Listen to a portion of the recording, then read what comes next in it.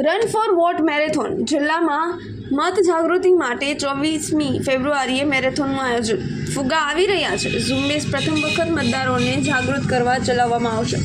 પાટણ જિલ્લા સેવા સદનમાં જિલ્લા મેજિસ્ટ્રેટ અરવિંદ વિજયની અધ્યક્ષતામાં મતદાન જાગૃતિ અંગેની બેઠકનું આયોજન કરવામાં આવ્યું હતું।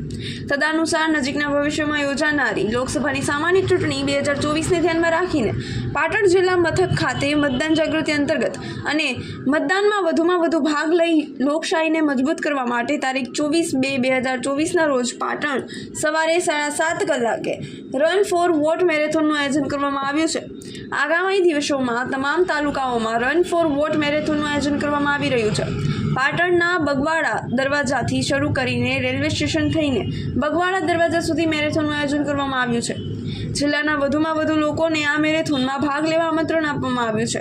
આ ઉપરાંત જિલ્લા વહીવટીતંત્રે મહિલા મતદારોને તેમના મતાધિકારોને ઉપયોગ કરવા અને વધુ મહિલાઓને મતદાન કરવા પ્રોત્સાહિત કરવા માટે મેરી માં દેશ કી ભાગ્ય વિધાતા અને ગુબ્બારા આતા હૈ ઝુંબેશ પણ શરૂ કરી છે।